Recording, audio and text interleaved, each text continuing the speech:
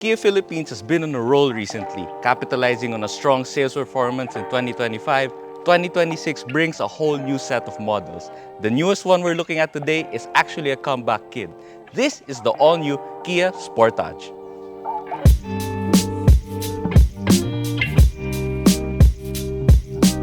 The new Sportage utilizes Kia's new design language, Opposites United.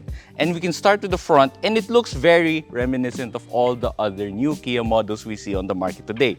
Very aggressive, very angular, and as I said, Opposites United. But one of the key features about the front are, of course, these very striking headlights. But something very interesting that Kia is keen to emphasize to the market is that the Sportage still comes with fog lights. That's something you don't see anymore. The Sportage still has them.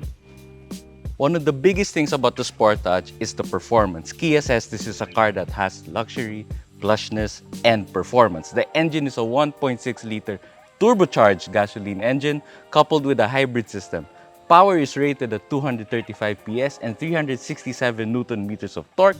Actually, the Sportage has a full EV range of 35 kilometers, which is pretty decent. According to Kia, they expect that city fuel efficiency will be rated at about 20 kilometers per liter, and full range is estimated at over 1,000 kilometers.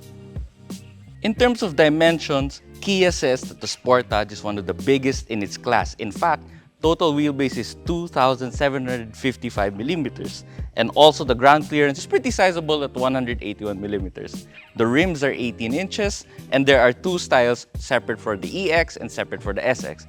This is the top-of-the-line SX variant, and that's the style that the wheels come in. The Opposites United design language carries over from the front to the side over to the rear. As you see these LED taillights, the right side points towards the left, and the left points towards the right. It's just one of the things they want to talk about in terms of the design.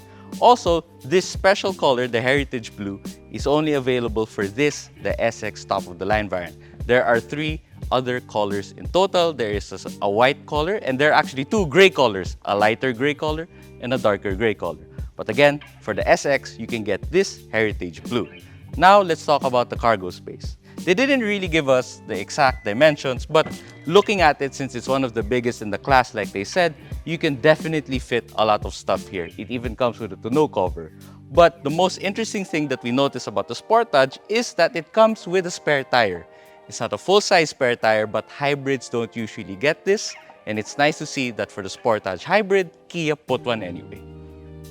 Although the Sportage comes in a sub 2 million peso segment, Kia does emphasize that they still put a lot of effort into making it feel upscale and more plush, and that is very obvious in the interior. The materials are nice and soft touch, the car feels very solid and built really well, as is the case with most Kias nowadays. Anyway, let's talk about the things that you get. So the steering wheel is actually shaped in a different way, although it's very nice to touch. I like that the steering wheel has a lot of buttons on it in terms of the things that you need. So what do you get on the steering wheel?